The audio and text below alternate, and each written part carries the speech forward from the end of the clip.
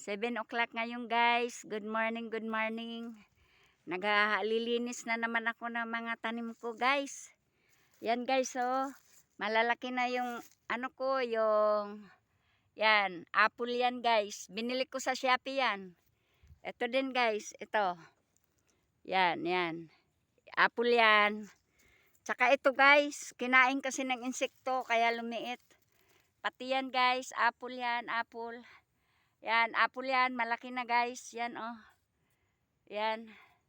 Naglilinis ako guys. Ito yung dating kapilya. Ngayon, pinatag. Pinatag kay tatayuan to ng maganda-ganda naman na kapilya, yung bakal na. Para hindi inaanay guys. Ito yung bahay ko oh. Nasira ng bagyo guys. Ayan oh.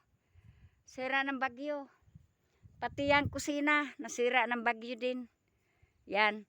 Nandoon yung nilipat ko na kapilya. Natupi naman din yung mga yero guys. Lakas dito guys yung tinatawag na maramara guys. Kaya walang tatagal dito na mga kahoy-kahoy lang. Kailangan bakal ang i-ano. Ayan guys yung bahay kong isa. Ayan. Ano din yan. Nasira.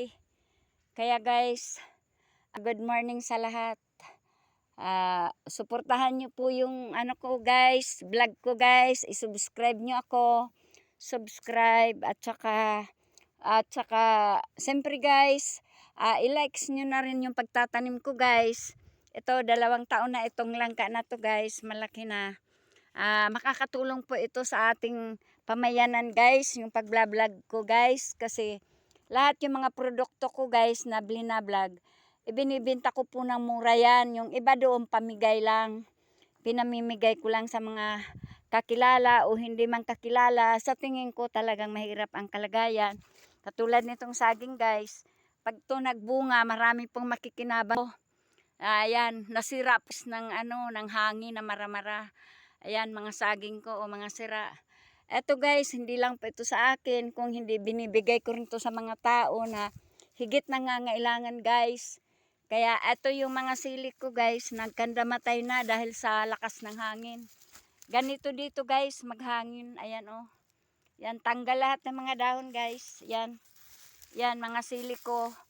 Ayan, maraming nakikinabang po nito guys. Mga hinihingi lang ng mga kaibigan ko. Ayan.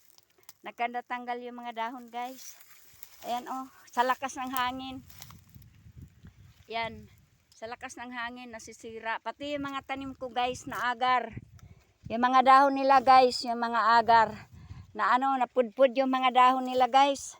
Sayang talaga. Ito, matibay-tibay itong puno ng langka ko kasi mababa pa siya. Hindi masyado nadadaig ng hangin. Pero yung mga saging ko guys, yan ang mga itsura na ng mga saging. Ayan oh, balik-balik guys. Balik-balik yung inaasahan ko po yan guys na pagkain namin dito sa bundok. Pati yung mga kapitbahay ko. Ayan guys oh. Kawawa guys. Kami naman po yung nagtatanim na wala naman po kaming suporta sa gobyerno. Kung hindi kami ay nagsisikap para sa ikauunlad ng pamumuhay ng aming mga kalagayan dito sa bundok na magtatanim. Ay, hindi po kami umaasa sa puro bigay, yung ibibigay naman ng ating gobyerno doon sa higit na nangangailangan. Kami naman guys, yung mga na may pinagtataniman na kinakalinga namin na lupa din ng gobyerno ito, kami nagsisikap na mabuhay, na hindi na kami dagdag pa sa pahirap sa pamayanan sa ating gobyerno.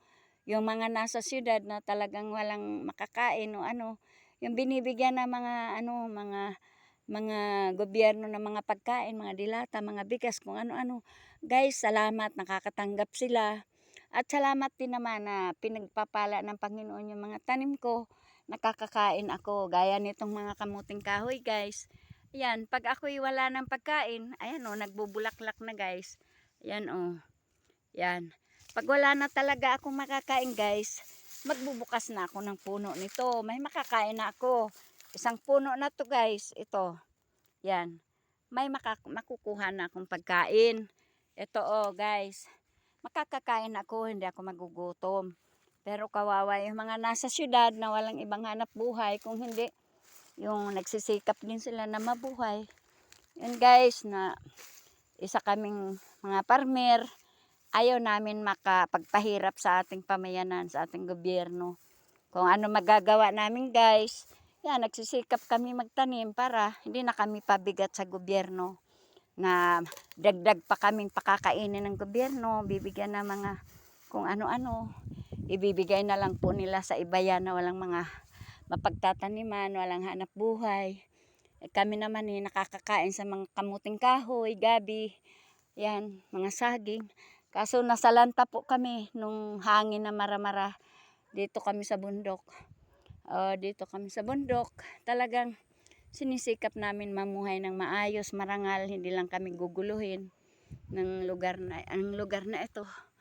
Kapati sili guys, hindi ako bumibili. Sa syudad, bibili ka, halaga 10 piso. Dito po, hindi na. Ayan o.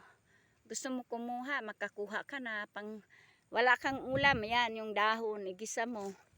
Yan. Ito pa, mga Japanese alukbati. Gulay na po, ulam na po namin yan. Kaya guys, salamat, subscribe po. Please subscribe and likes po. Salamat sa pagkalinga ninyo at kung ano man ang mga biyaya sa pagsisikap ko, para din po sa iba yun, hindi lang po para sa akin. Kung hindi para sa iba, makatulong din ako. Salamat guys. Sa maraming salamat. 2025 na. Pagpalain kayong lahat na nakikinig nitong aking mga pinapatotoo sa inyo, yung paghahalaman. Ngayon, naghaharas na po ako. Kaya ayun, pagod na ako, nagpahinga lang ako doon. Hinarasan ko yung mga durian ko. Kasi ang durian, 15 years yan bago magbunga. Pero yung mga ibang prutas dito, 3 taon lang, gaya ng langka na yan. 3 taon, 4 na taon, hanggang 5 nagbubunga na po yan guys. Kaya salamat guys. Ayan, mga apple ko malalaki na from Shopee yan. Kaya salamat sa inyo. Subscribe uli. Maraming salamat. Kalingain nyo po yung YouTube channel ko. Salamat sa inyo. Pagpalain kayo itong 2025. Talikuran na natin yung kahirapan ng 2024. 2025, hakbang na po tayo sa pagpapala. Tayong bagong Pilipino. Salamat sa ngalan ng biyaya ng Panginoon. Sa pagpapala niya sa ating lahat. Pagpalain kayong lahat. At ang inyong buong pamilya. Buong sambahayan. Amen. Bye-bye. Like, subscribe. Salamat. Bye-bye. Comments. Bye.